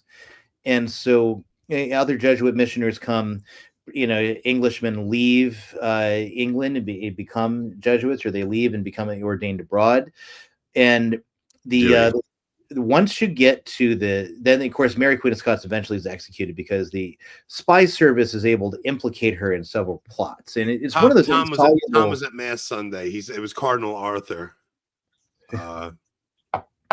But yeah, he read one of his sermons just talking about You mean Cardinal Allen? Oh, maybe. I don't know. I don't know. Well, be that as it may, Mary Queen of Scots is implicated in the casket letters, and it's an insoluble problem historically whether she was actually a part of it or not. It may have been. And Elizabeth still won't consent to her execution. So when she falls asleep, Cecil comes and forges her name and sends out the execution order. And so when Elizabeth wakes up, Mary Queen of Scots is already executed because he knew she would delay and try not to commit herself to doing it. So as more or less as a response, Pius V is induced to issue regnans in excelsis, and it's a papal bull, which of course declares Elizabeth deposed and as a heretic, and then any her subject, it releases her subjects from obedience again to her. And Elizabeth responds with heavier persecution of Catholics in the state, and it's so bad that future popes, Pope Paul V is asked whether he should proceed against King James, and Pope Paul V says, "I prefer to follow the example of Clement VIII rather than that of Pius V." And Pius V himself, once it was represented to him how much Catholics suffered as a result of the bull, he himself was sorry that he issued it. Well, I actually think this affected the way that the church handled Hitler. I was just about to say that, Gail. I really do. I think that's and certainly the Soviet Union and look, and certainly I have my bone to pick, of course, but I think this is part of the thinking with China as well. Yeah, 100%. Like, so the idea that the Pope Pius XII should have come down heavy and said all these things, and it's like if he would have done that, it would have just led to the person. So what about Catholics in Russia? It's it's a hard thing, and he struggled with that. Pius XII struggled with that, so he tried his best to do things secretly and diplomatically, with the cover of good behavior, but privately to get people into Russia that he could to do pastoral missions there. Many of them were apprehended and rounded up. So yeah, it's a tricky spot for a pope to be in when if you come out strongly on a position, it's just going to lead to the death of your children. Like how do you do that? It's not such a simple the Pope should not as simple as here's a nail, smash it. There is a politicking that's involved, and there is the interest of the faith in that country.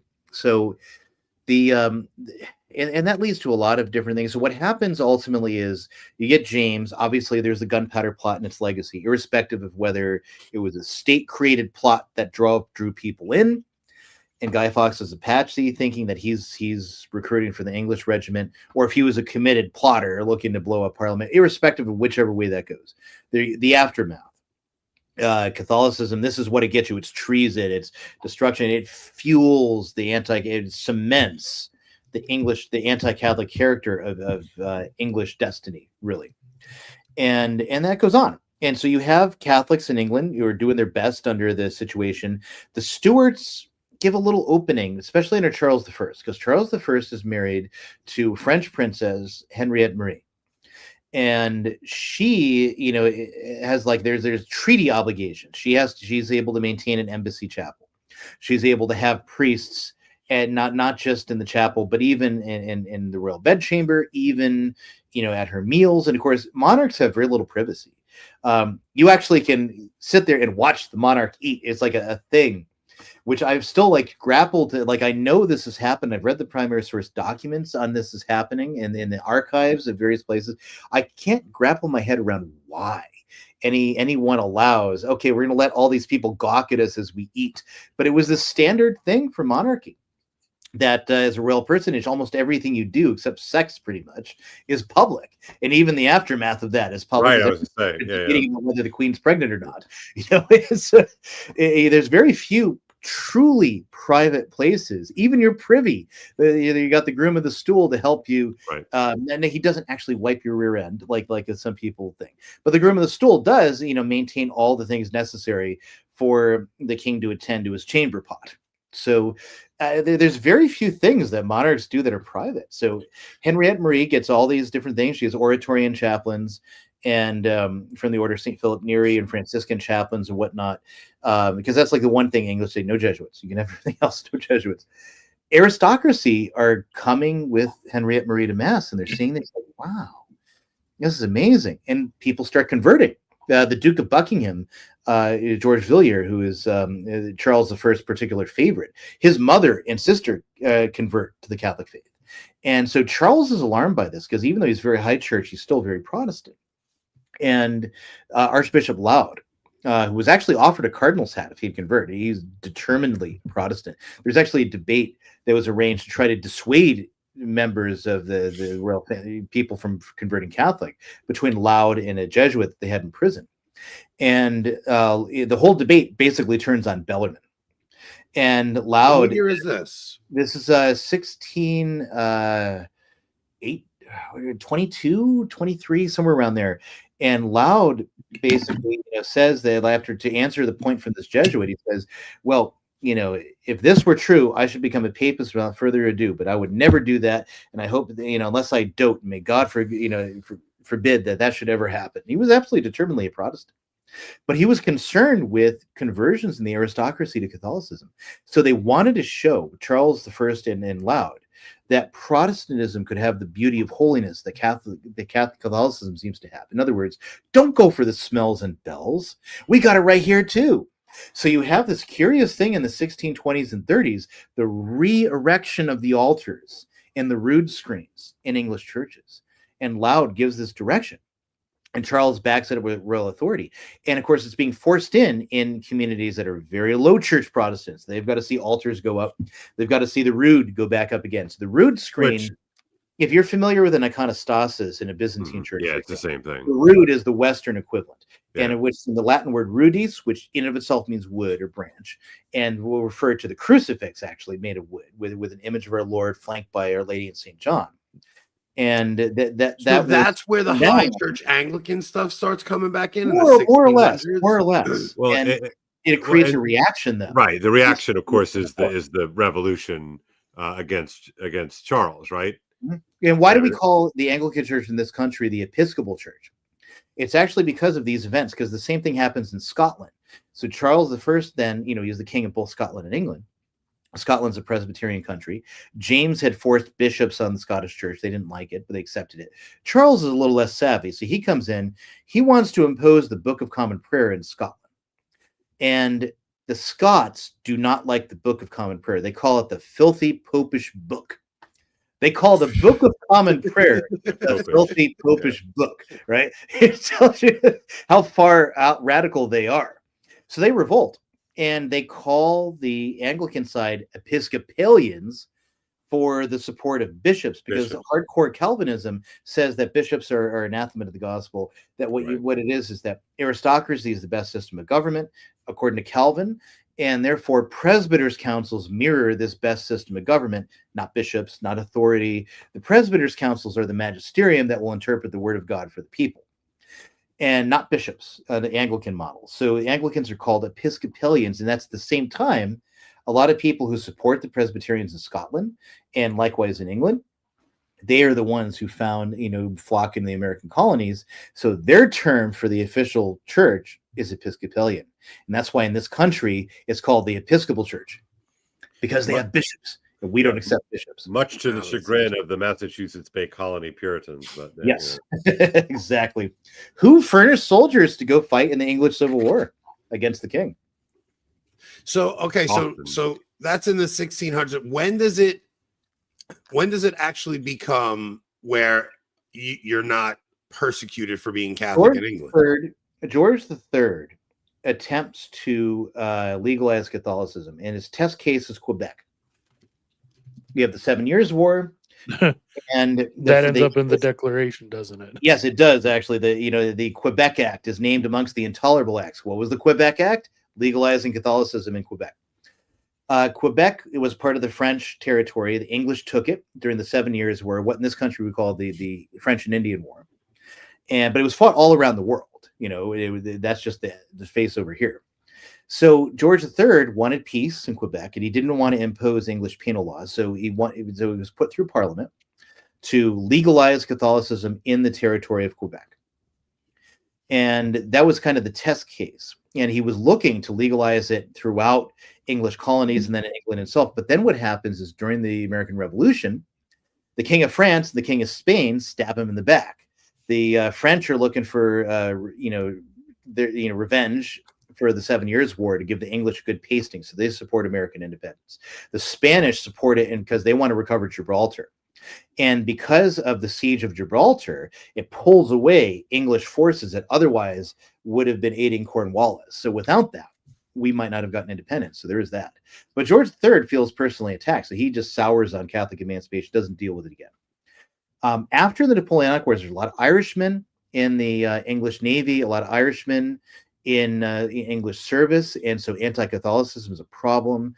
There is riots in Ireland for the institution of English penal law, and in England itself too. There's a move, and none other than Wellington comes to tell George IV, you have to grant Catholic emancipation.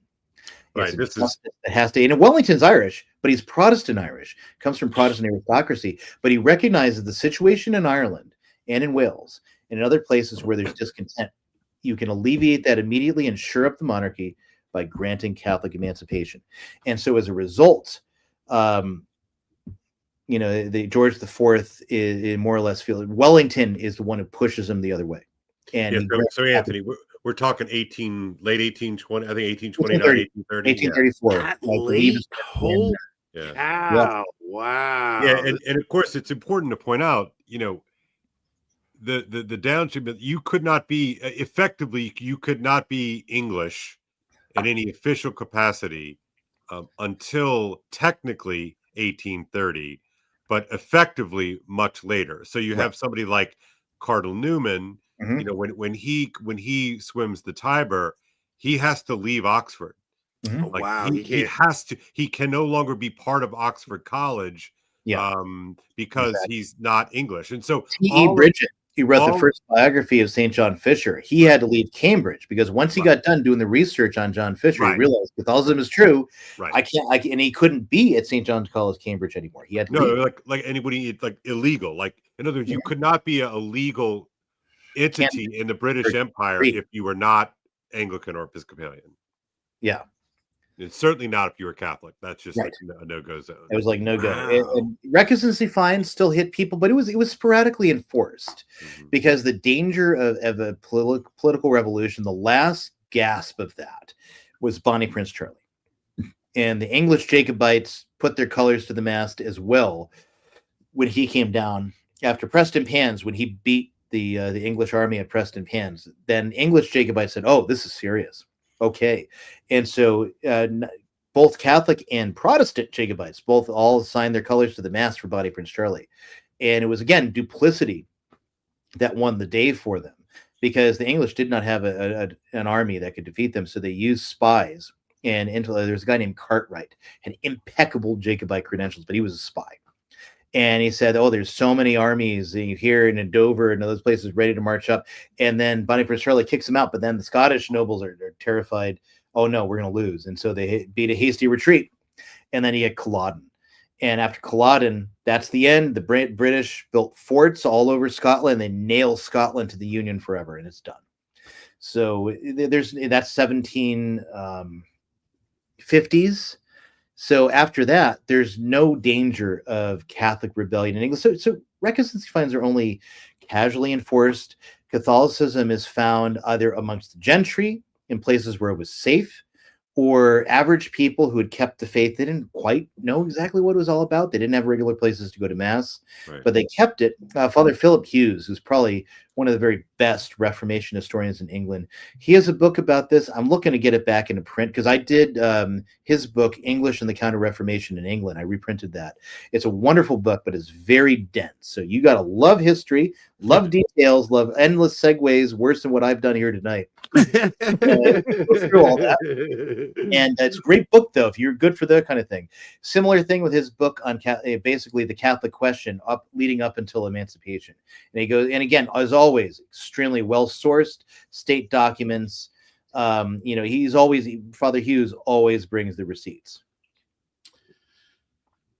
Man, this was a jam-packed episode. I thought we might be able to get to locals tonight, but I don't know what I was thinking. I still got time. We can still do that. Oh, I can't. I wake up at 4 a.m. for work, so yeah, I do too. But yeah, no, Brian, I know you'd keep going if if I allowed it. But all right, so we got a question. We got a couple of questions. We got a couple. So just generally speaking, how many political and religious executions were there by so-called Bloody Mary versus Elizabeth? It was a very different reign time as well. Let's take into account. It's hard to quantify it exactly. So Mary, it's around 300 or so, over 300 Protestants. But two things you got to keep in mind: 2/3 of those were Unitarians in East Anglia. And even before Edward VI died, he and Cranmer were actually planning to do a similar campaign of burning at the stake of Unitarians. And so most of those people that Edward VI and Cranmer are going to burn are the ones that Mary was flat out Protestant. You would have Lutheran people of Lutheran opinion that would turn in their Unitarian neighbors to look good before the state, right? And so now it's roughly, and again, these are committed Protestants. Some of these are a little bit unjust because you have people whom might have been born when England was still Catholic, but they came to the age of reason under Henry's church, where you have preaching against papal supremacy 4 times a year, where Henry's particular schismatic church is preached as a new religion, and that's the religion they grew up in. So you have people now being told to forsake this. And so there are some people that go down that probably shouldn't. It's true. There's some other things. It's not that Mary herself is personally doing. There's only one. I mean, Ridley, obviously, and but Nicholas Ridley, that is. But Cranmer is the one that she is personally responsible for making sure he goes to the stake. And now Cranmer, terrified at the thought of being burnt alive, recants, takes all the gas out of it. Because according to law, a recanted heretic can't be burned. Mary basically says, not good enough. And she intervenes directly to make sure he will be burned. And that's why I said I had to modify what Dr. Holland says. I love Tom Holland. He's a brilliant guy. And he's absolutely right in normatively that Queen Mary Tudor did not keep grudges. And you see that in the case of Gardiner. But Cranmer, as far as she was concerned, is the author of every unhappiness she had in her life, every bit of suffering she had in her life. And he was going to burn. That was it. And so once Cranmer found out he was going to burn anyway, he withdrew his recantation and he gets the propaganda coup. Oh, this is the hand that did it. And there's where that's repeated in Fox's Book of Martyrs and learned in Perpetuities. It was a huge mistake. But so Elizabeth's numbers are far more vast in one respect and smaller in others. It depends on what way you're going to view them. So Elizabeth's numbers are, I mean, some of her, like for heresy, there's both Catholics and recusant Protestants that are executed for heresy under Elizabeth. The numbers are hard to quantify because the records aren't really well detailed for those type of things. But for obvious reasons. Up in around the same numbers or more than Mary in terms of like people who are killed because they're Catholic priests or harboring priests. Or again, you have the priest hunters, and then you have to add in other things that don't get caught in the official numbers, like everyone knows the poet John Donne, his younger brother was thrown into Fleetwood prison for harboring Father Robert Walpole, a Jesuit, who was martyred. And then his brother was put in a Fleetwood prison, and because he was Catholic, and he did not have any money or subsistence, he ends up contracting cholera, if I'm not mistaken, and he dies. Well, that's directly because he was Catholic. He wasn't, immediately killed by the state because he was Catholic, but he dies as a result of it. And of course, Fleetwood Prison is still there today, except it's a prison of a different sort. Now it's a bunch of office buildings, So. But the Marshalsea, all these kind of places, a lot of Catholics died in those prisons for the crime of being Catholic because they couldn't pay the recusancy fines, and they died from disease and malnourishment because they had no means to accept public charity to survive. Because again, when you went to prison, you had to pay for your own imprisonment. What's next, Rob? Any inside baseball on the supposed Elizabeth and Francis Drake romance? Not a thing. It's one of those fun little interludes, but by contemporary sources, Drake was someone celebrated as a celebrity, but he had a respectful distance from the Queen because he was a pirate. Yeah, legitimately. It was unseemly for the royal personage to be that close to Drake. Now, Drake does get a certain degree of honor for the Spanish Armada and everything, but then he falls out of favor with the court. So the idea of at the time of this romance is supposedly take place, Elizabeth is in her 60s. She, this is not a thing that you're going to do, and there's no benefit to either side in it. So, do you have an opinion on Robert, the Last King of America, the misunderstood reign of George III? I'm not familiar with the book per se. But in terms of the misunderstanding of King George, we suffer from a lot of propaganda. And of course, people hate me for this, but I'm kind of more of a Tory as far as the American Revolution goes. It doesn't really matter. It happened. And this is my country. So there it is. But at the same time, George III was trying to change the balance of representation in England. Part of it was neutering the Whigs. But also, you just noticed that, wait a minute, we have a county with like 30 sheep herds and like 100 MPs. And then you have places with thousands upon thousands of souls, and they've got like 2 MPs. And the whole of Scotland has 1 MP. And it's like, well, what does representation actually mean here? So he wanted to, he's the first of the Georges that actually spoke English. Amazing. And he's the because George I, he's mostly Hanover, right?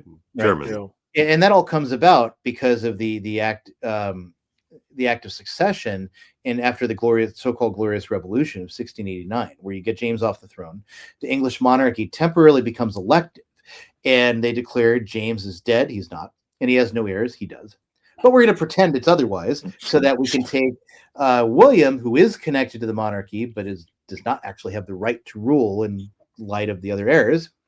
And we're going to make him the William III, and his wife, who is James's daughter from his first marriage, Mary Stuart, as Queen Mary I, joint monarchs by election. And William and Mary. Yeah, so you had to get William and Mary. And then the last of James's the second's Protestant daughters, Anne, rules after them, right? And then you have the issue because John Locke actually writes the Act of Succession. No one who is Catholic or married to a Catholic may succeed the throne. So that knocks out 49 people out of the line of succession after Anne. And that leads you to Hanover, because in Hanover, you have the Georg, who is the son of Sophie. Sophie's the younger sister of like Prince Rupert of the Rhine, and that family, which are the grandchildren of King James. So you're pretty far removed from the line of succession versus people who have far better claim. All because of parliamentary law. You can't be Catholic or married to a Catholic. Sophie was a Protestant. She was living in Hanover. And Georg was the young elector of Hanover. So he comes over to England. He doesn't understand English. He doesn't understand what he's supposed to be doing. His wife does learn English, and she works with Robert Walpole, who is he never officially has the title, but he's de facto the first prime minister. So Parliament already declared itself supreme in 1689. The William III wanted England to fight his wars against Louis XIV in France. So there's a trade-off of you give up more rights to the monarchy to Parliament, we will give you English blood to spill in the continent. And that's what happens. So that's how the English monarch becomes this kind of figurehead, and George III means to reverse that. So Parliament wants some kind of payment for the 7 Years' War and the English defense of the colonies, which ran into many, many millions of pounds. And so George wants like a token amount. Let's put a tax. Now, the Stamp Act is the tax they settle on. Tax on paper. Makes perfect sense in England in the way English affairs work. Makes 0 sense in New England. 0. Because everyone is using paper. You have tons of lawyers, tons of business, a ton of merchants, a high literacy rate compared to most of England. It makes 0 sense. And so it's unpopular. George hears it's unpopular. What does he do? He tells the king's men, get this tax revoked. He gets it revoked. When was the last time we got a tax revoked? Never. I'm under the English monarchy up to that point. Tax breaks were permanent and tax increases were temporary. Today, tax increases are permanent and tax breaks are temporary. So there's all kinds of things where it's not what it was built. We got to kind of divorce ourselves from the revolutionary propaganda, which then leads you to, and then you got people, whoa, Ryan, do you want to be under England today? Well, no. But the defeat of King George's policies over here are also the defeat of King George's policies over there. And the England today is the result of that. And the hyper form that we're always espousing to get to by steps and what have you. So, no, I don't want to be England today. I don't want to move to England today. So it's like 4th of July comes around, like, what's my country? Celebrate the revolution. Even though when I look at it historically, I kind of support the other side, but it's too late. It's done. And this is my country that gave me birth. So here we are. All right, we're gonna wrap this one up because I am exhausted and I have to get up for work in the morning. Ryan, you are a wealth of knowledge, man. I cannot believe how you can just go off the top of your head like that. Tobacco. And just rip tobacco. On no, it's pretty amazing, man. You are an impressive person to talk to because like one subject just leads into another, and you are just literally every. That's the danger, because then you end up off topic, and you end up in that. That's why when I create I create a PowerPoint when I used to give lectures, because PowerPoint was largely just pictures, and I memorized a 55-minute talk around the pictures, and that way when I get to the end of things, ooh, here's a tangent. Nope, next picture. Otherwise, who knows where it's going to go. Well, we appreciate it, man. Cale, let's plug Cale's course one more time for anybody that wants to join. Cale's doing what is it going to be? 4 weeks, Cale? Yeah, 4 nights. Yeah. So 4 weeks in a row, he's going to be doing Charles Dickens, A Christmas Carol. It's going to be, and it'll give you plenty of time to prepare for Christmas. It's really well timed out, so no need to worry about that. Starts next Tuesday, right? That's right, next Tuesday. Cool. All right, yeah. Let's all help Cale push this thing. Let's all join it. Let's get ready for Advent with Christmas Carol. Ryan, you got anything you want to plug? Mediatrix Press. Yeah. Well, I mean, who knows? Any number of things. I don't have anything new just yet. I'm still working on things, but almost there. I was hoping to get a book from Cardinal Newman out since he's being declared a doctor of the church this month. Just didn't happen. But his book, The Church of the Fathers, I haven't got the proof back yet. And so hopefully that'll be soon. But otherwise, like subjects we talk about tonight, I sell a book, Rome and the Counter-Reformation to England by Father Philip Hughes. Again, it's a very dense book. It's a very good book. I have A Good Life of St. Thomas More by E.E. Reynolds. Also, the only complete biography of St. John Fisher, again by Reynolds. I sell that. And St. John Fisher's works, Defense of the Priesthood and the Defense of the Royal Assertion, shredding Luther's Babylonian captivity. It's just phenomenal stuff. So, I highly recommend those books. And there's probably a lot more that I want to get done. And the rundown on Friday nights. Yeah, the run. Well, yeah, we haven't done it though. Actually, since you were on, we haven't done it. We killed the rundown, Ant. Yeah, right. No, it's not you. Getting our schedules together. We're hoping to do one Friday. We'll have to see how things go, but it's just the time, man, and getting it all together. And it's a hobby podcast. Like if we were serious grifters, there's so many things we'd be doing, but it's like, we're like, now we got other stuff we're doing. It's just kind of fun. Yeah. Well, thank you both for coming on, Cale. Appreciate you coming on too, brother. Yeah. We will see you guys on Thursday night. So thank you all, and we'll see you next time. Take us out, Rob. God bless, guys. God bless.